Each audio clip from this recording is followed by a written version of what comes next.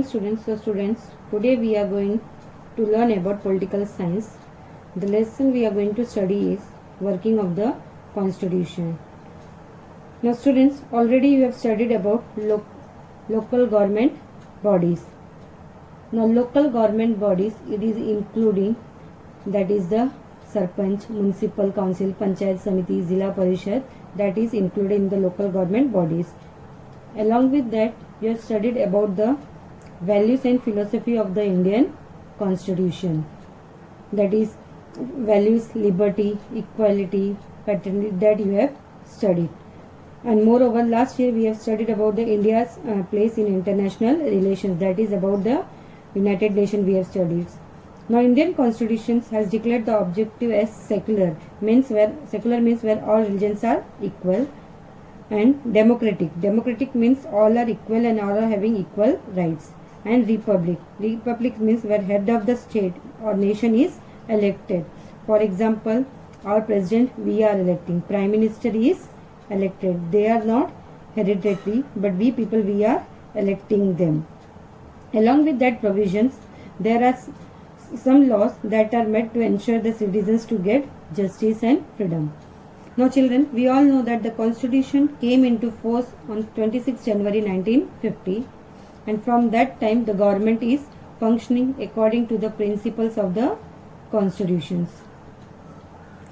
Students, you must have seen the preamble that you are having in your textbook first page. So that first page, it is including there in the preamble the values are mentioned. Values and philosophy of the Indian Constitution is mentioned.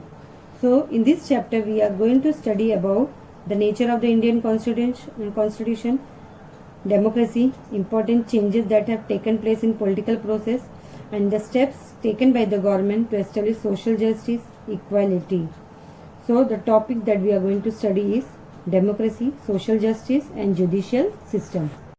So students, we are going to study about democracy. Now in that first is political maturity. Maturity means when people they becomes mature, they become aware of their rights and they start questioning the government. Now we all know that we are having representative democracy, that is we are electing our representative and they are taking decisions on behalf of us. So democracy does not merely imply a representative structure, but the principle of it is necessary to integrate the principle of democracy. That is, here in democracy we can say that elections they are playing a very important role. Now the Indian people have the direct representation in the parliament, that is we are electing the members of the Lok Sabha, Rajya Sabha, state legislature and local government bodies. So children, when the elections are free and fair at regular intervals, free means here the people they have right to choose their they can choose any of the parties, and fair means no malpractices are there, so it becomes a good indicator of democracy.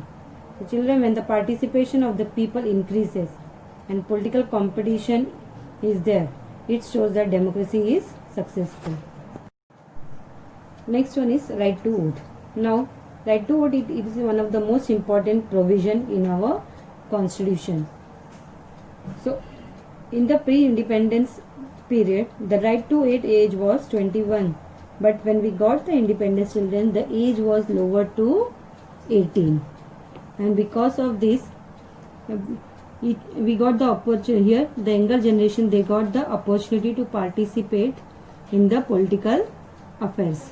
So children, the change here which was there, it was not only quantitative but also qualitative. It means that not only the number of voters has increased, but it was also qualitative, because new political parties started emerging up with the support of the younger voters. Now children, we all know about the parties, that they are having parties are having various agendas. They contains various matters and problems of the people that they are going to do when they are going to win the elections, and for that they compete with each other.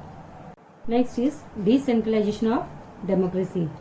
Decentralization, it means distribution of power from central to the local government bodies. Children, because of the decentralization, there will be no misuse of power, and here more opportunities will be there for the common people. Now according to the 73rd and 74th amendment, that is the changes in the Indian Constitution, Constitutional status has been given to the local self-government bodies and powers were given to them. For example, that is Zilla Parishad, Panchayat Samiti. Next is right to information. Now, right to information, it was given to the people in the year 2005 because of the effort of one important person, that is Anna Hazare. Now, right to information, it creates opportunities for citizens to participate and interact with the government. That is, here the communication between the citizens and the government increases, and it helps in strengthening the democracy, and a trust between both, that is the government and the people, it is going to develop. The Government of India gave the right to information to the citizens of India to ensure transparency and accountability. Transparency, that is the openness, and accountability, that is the government, they are answerable to the people, and both, that is transparency and accountability, they are called as the hallmarks of the good governance. So right to information made the government more transparent, and whatever the secret, that is the, it has reduced the element of secrecy in the working of government. That is, previously we were not aware about the government, working of the government, but nowadays we are having each and every information. Now after 2000, here the democratic reforms has changed, and democratic reforms are considered as right of citizens. So people, they got the right to information, education, food and security. Now students, next in that we are going to study rights-based approach. Now in the decade, that is the last 10 years after independence, progress was made towards more and more democratic, that is to make India more democratic. So in this process, it was told that citizens were considered as the beneficiaries. Now so beneficiaries means what? Here what is told, that whatever the work that the government they were doing for the peoples, so because of that policies, it was told that the here peoples, they were benefiting for that, and for that purpose people, they were called as beneficiaries. But in the last few decades, development is considered as the right of the citizen, means whatever the work the government is doing, so that is the right of the people, so they have to do for the benefit of the people. Next topic is social justice and equality, that is social justice for all the people in the society and equal rights to all the people. Now social justice and equality are the important objectives of a constitution, and the constitutions, it has given guidelines to establish a new society that is based on these two values, that is social justice and equality. Now to establish social justice is to remove the social conditions which are responsible for injustice, that is the caste differences, that the caste system which is prevailing in the society, that has to be removed, and here equal rights should be given to all individuals to live a respectful life. So here discrimination in the society should not be made on the basis of superior or inferior, or based on caste, religion, language, gender, place of birth, property, giving equal opportunity for development of every individual. So students, next topic is policy of reservation of seats. Now you must be aware of the reservation of seats. This reservations of seats is meant for those sections of the society, those who have been deprived of the opportunities of education and employment, means they are not given equal opportunity for getting the education and employment. So for that purpose, here this reservation category is created. Now accordingly, in educational institution, in government services, so some seats are kept reserved for scheduled caste, scheduled tribes, and there is also a provision for reservation of seats for the other backward class. You must have seen the form while filling the forms and all, you must have seen that one category will be there, that is this much seats are reserved for the backward caste, for the scheduled caste, scheduled tribes and all. So that is to provide equal opportunity for them. Now students, next is the Scheduled Caste and Tribes, that is the Prevention of Atrocities Act. Now this act has been passed by the government so that the injustice against the people belonging to scheduled caste and scheduled tribes can be stopped. So here, so that these people, they can get equal social justice and equality. So on them, if any class they are doing any atrocity, that is cruelty on them, so they are liable to get punishment. Liable means here legally they are responsible to get punishments. So here exploitation of the scheduled caste and scheduled tribes may not take place because of this act. So students, next is provision for the minorities. Now the Indian Constitution has made several provisions for the protection of the minorities. So government has adopted several policies for the minorities to provide them opportunities for education and employment so that they can get equal opportunity to take the educations and employment. Along with that, the Indian constitutions, it is prohibiting, that is, discriminations on the basis of caste, religion, race, language, region. Moreover, this is a comprehensive provision for minorities which fundamentally protects their right to equality, freedom, right against exploitation, and they get cultural and educational rights. Now students, next topic we are going to study is laws relating to women and provisions for their representation. Now after the post-independence period, that is, efforts were made for empowering the women. Now last year also you have studied about the various laws that were related to women. So here several policies have been implemented by the government at the national level. Along with that, at the international level also various efforts has been made to remove the illiteracy among women and make available opportunities for development. So the right to have an equal share in the property of the father and husband, Dowry Prohibition Act, Act Against Sexual Harassment, Domestic Violence Prohibition Act. So these are some of the important provisions, laws which are made to create a favorable environment for the protection of women, for their freedom and securing their development. Now according to the 73rd and 74th Amendment, 33% seats are reserved for the women in the local self-governing institutions, and afterwards, that is later on, this percentage, it has been increased to 50% in several states including Maharashtra. Next, students, we will be studying about role of judiciary. Now judiciary, it is in India, it is playing a very important role in strengthening democracy, and it helps to achieve the objectives of social justice and equality, the values that are included in the Constitution. Now while interpreting, that is explaining the provisions, laws of the Constitution, judiciary has always taken into consideration the fundamental objectives of the Constitution and also the intention of the Constitution makers. That is, what was the main objective? That is to provide freedom, equality, equal rights and equal justice to all the people. Next is the basic framework of the Constitution. Now students, we all know the Constitution is dynamic, that is constantly it is going on changing, progressive. It is a living document. So the Constitution has to change according to the changing conditions, and the Parliament has the right to make these changes. So students, depending upon the condition of the society, the changes are made in the Constitution, and only who is having the right? That is the Parliament.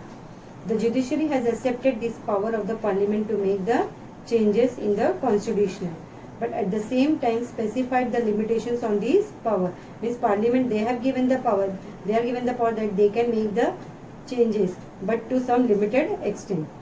The judiciary has taken a stand that the Parliament, while amending the Constitution, cannot alter the basic structure of the Constitution. So when the Parliament, they are going to make the changes in the Constitution, the basic structure, that is the whichever the basic fundamental rights are there of the people, it should not be affected.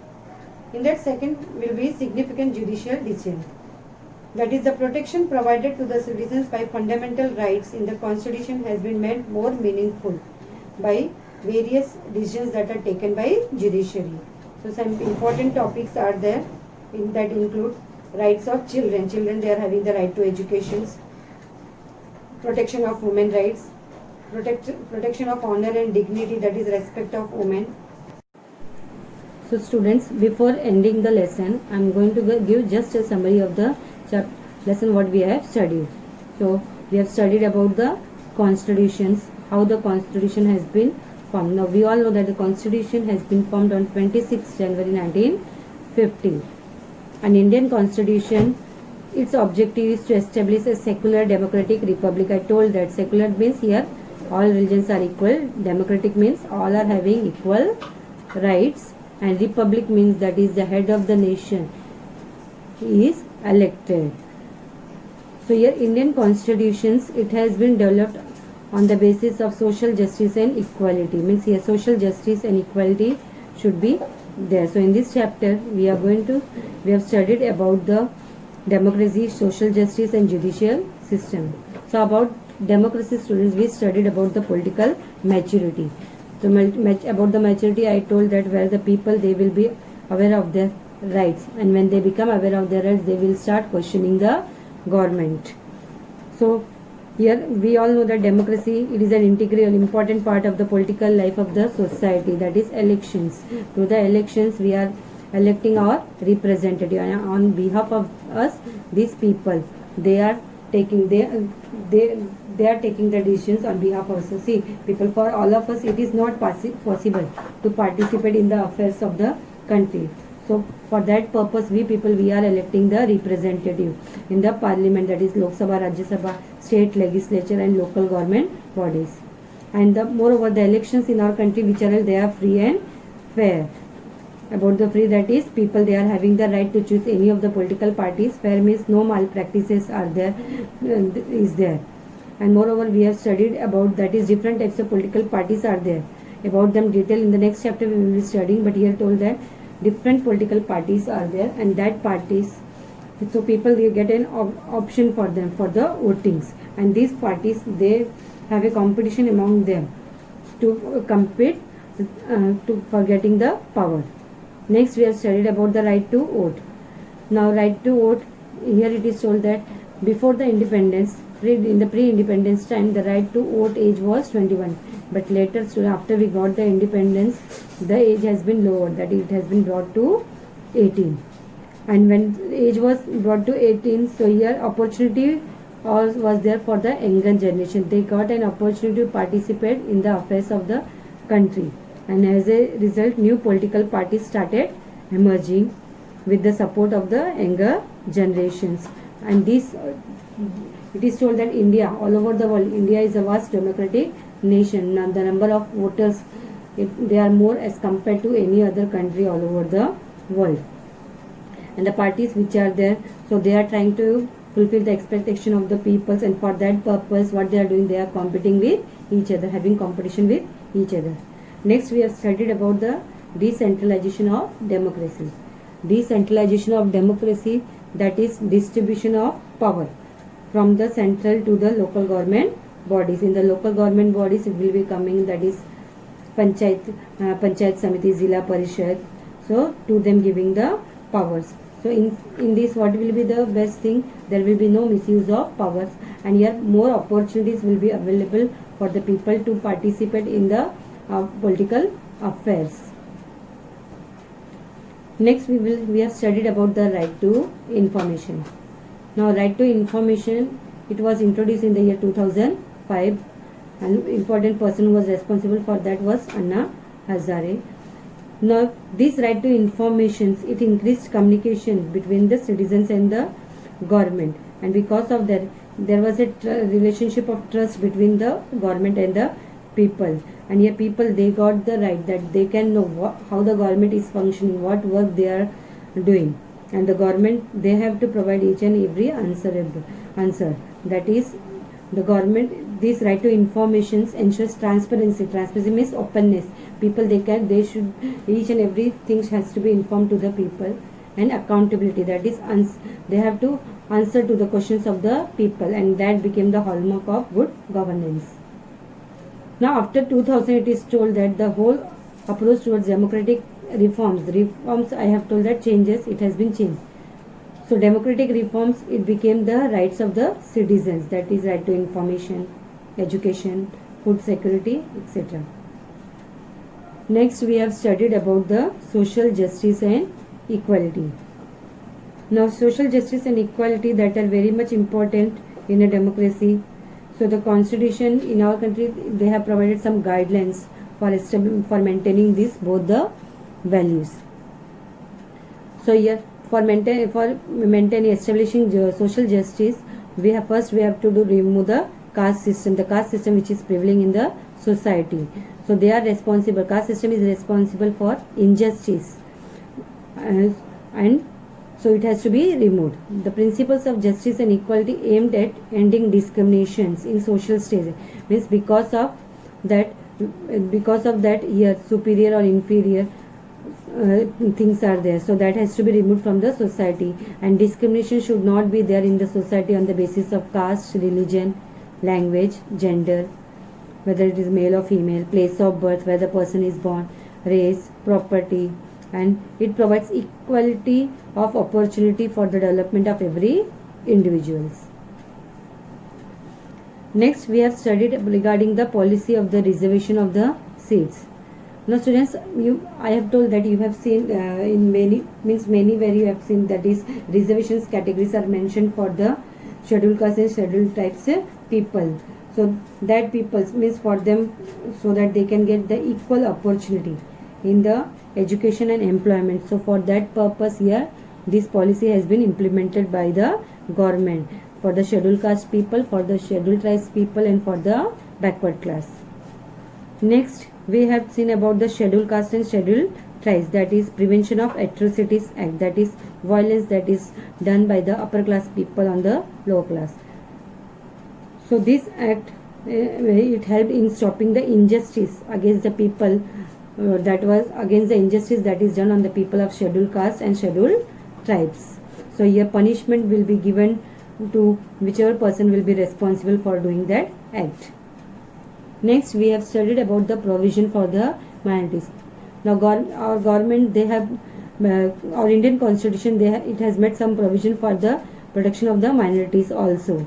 That is, the Indian constitution prohibits discrimination should not be made on them on the basis of caste, religion, race, language, and region. Along with that, the minority groups of people, they got right to equality, freedom, right against exploitation, and cultural and educational rights were given to them. Next, we have studied about the laws relating to women and provision for representation. Now here efforts are made by the government and the constitution for the empowering of women. Now students, already I have told in 9th standard we have studied a full chapter on that. So regarding the power of the women. So here various efforts has been made by the government, or several policies has been implemented at the national level also and the international level side, so that more opportunities should be provided to the women. So here equal share in the property and husband's property, Dowry Prohibition Act, Act Against Sexual Harassment, Domestic Violence Prohibition Act has been, these are some of the important acts that has been passed by the constitutions for the development and the security of the women. And according to the 73rd and 74 amendments, reservations, that is the reservation of seats has been also been improved. Earlier it was 33% and now it has been brought to 50%, including Maharashtra. Next students, we have studied about the role of judiciary. Now judiciary in India, they have played a very important role. That is, their main objective is social justice and equality. So next, in that we have studied about the basic framework of the constitution. That is, constitution, it is going on changing. So as the time is going on changing, changes has to be brought in the constitutions. So for that purpose, judiciary, it has given the right to the parliament that they can make the changes in the constitutions, but at the same time some limitations are also made on them, so that whatever the basic structure is there, that is the basic rights of the people are there, that is freedom of speech and expression, freedom of movement, so freedom of education, all that things should not be affected. Next, we have studied about the significant judicial decisions. That is, protection provided by to the citizens by the fundamental rights in the constitution has been made more meaningful.